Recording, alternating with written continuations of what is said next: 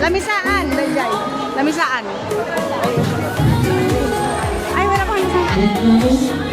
Ay, meron na po. Ay,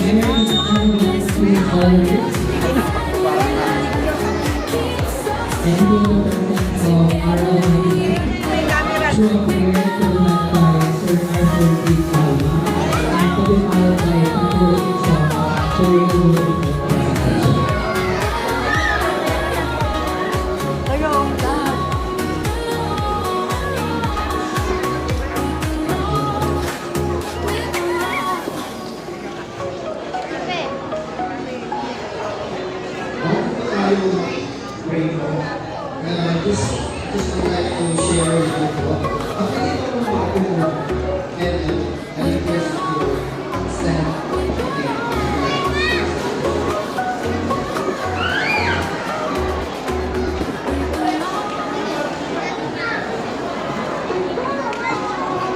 All that is were to fulfill the prophecy that was spoken. I say hundreds of years previous. She had to be pregnant. And what seemed to be her long time. She was not married and nearly lost Joseph in the process. It was prophesied that Jesus would be born in Bethlehem, which meant that Caesar Augustus had to go for a census to make them from Nazareth to Bethlehem. And suddenly, their long time, she was 9 pregnant, had to travel by donkey, and there were no rules available when we got there.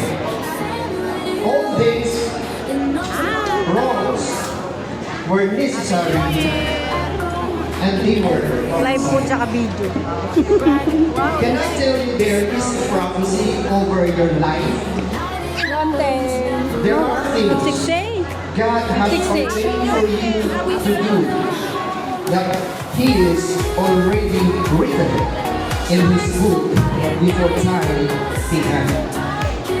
As with Mary, you're not going to understand everything that happens. It may seem wrong. Okay ka na, ante? Okay ka na? It's all necessary. It's leading you to the birth, to the promise, to things bigger than you can imagine, to favor, influence, and opportunity as you have never seen. So from these writings, I would like to emphasize, alam niyo po ba na itinakda ng Diyos sa gabing ito na tayo po ay magkita-kita bilang isang pamilya. Amen po ba? Amen for that. Kasi po, I was in high school student in Luciano Milla na ba? Or Asigat School Arts and Trades? I cannot recall. Asap. Hindi tuloy tayo kami, hindi tuloy. At dating ay kaya may malaalala. Yan, ang mas reunion ako tuloy. So, after 20 years, ngayon na naman ako ulit. Nagkaroon tayo ng pagkakataon. May ikot ako lang. Magkita-kita. I'm so happy seeing you everyone. Ang amo sa ang amo. At kakabagyan kayo bayan.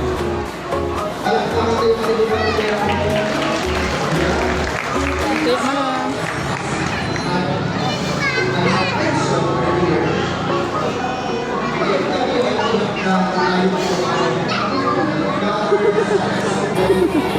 Andito na naman pala ako. Enjoy. Hey! Nag-game maraw. Rest with powerful. Hello! Pasok na ako dito.